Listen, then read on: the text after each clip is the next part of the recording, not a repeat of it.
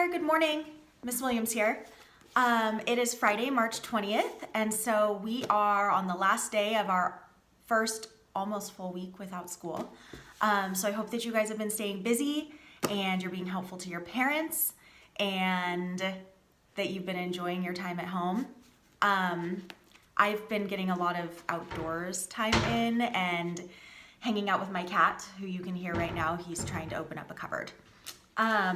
I at least wanted to get this channel going so that I could read to you guys and we would have something common to talk about when we got back. And then hopefully as time goes on, I'll figure out more things that I'm able to do on here and get those to you as well. But I'm just planning on doing a chapter a day in the book and just that for today. So the book that I chose is called The Boy Who Harnessed the Wind. And so you can see it has a Netflix sticker on it right here. There is a movie of this on Netflix. If you haven't seen it, you should wait until we're done with the book. I am going to watch the movie again when we're done with the book. So I pulled up a few things because you know I have to show it to you on a map before we get going. So this takes place in a country called Malawi. I don't know how this is going to work without my projector. So if we're looking at Google Maps here, Malawi is in Africa. Oh, he got into the cupboard. And Malawi is here, getting towards, oh, that does not show up. It's getting towards the bottom of Africa. It's right here. So you can see there's Lake Malawi right there. So they do have a water source. And then if we flip over, I'm gonna have to come up with a better way to do this.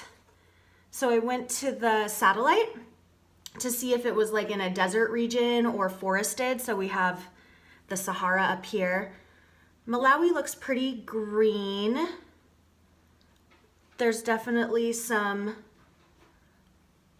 desert elements in there. And then this is the size of it compared with Washington. So you can see we have the peninsula right here, and then here's the Columbia River bordering with Oregon. Whoops. So it's really not very big in comparison with Washington State.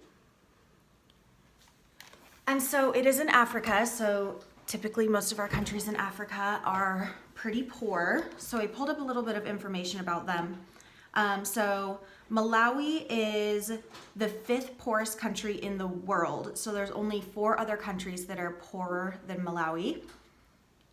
They have a population of 18.6 million and their life expectancy is 63.7 years.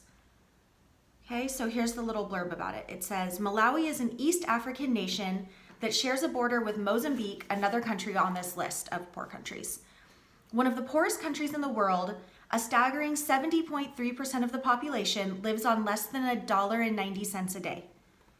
Poorer countries are typically heavily dependent on agriculture and subsistence farming.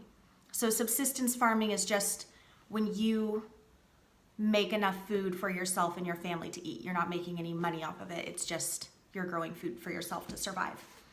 In Malawi, farming accounts for 71.9% of total employment. So obviously a very, very important industry for them. Like other countries in the region, Malawi is struggling to contain the spread of HIV. Currently, about 1 in every 10 residents between the ages of 15 and 49 are HIV positive. And according to the BBC, more than 1 million children living in the country have been orphaned by the disease. So that can just give a little snapshot of the economy there, living on $1.90 a day. And I also looked up their GDP, which is their gross domestic product.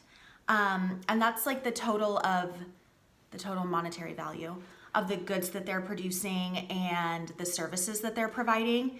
And their GDP in 2017 was 20.4 billion. And then I looked up the United States. Ours was almost 20 trillion. So those are huge numbers. So it's hard to like really think about what that means, but Malawi does not have a lot of products that they are producing, or a lot of income coming into their people. Just that subsistence farming, and what they are producing is agriculture. Okay, so let's get started with The Boy Who Harnessed the Wind, A True Story of Survival Against the Odds by William Kamkwamba and Brian Mealer. This is what the back says. When William Kamkwamba was a young teen, a terrible famine struck his tiny village in Malawi, Africa. The loss of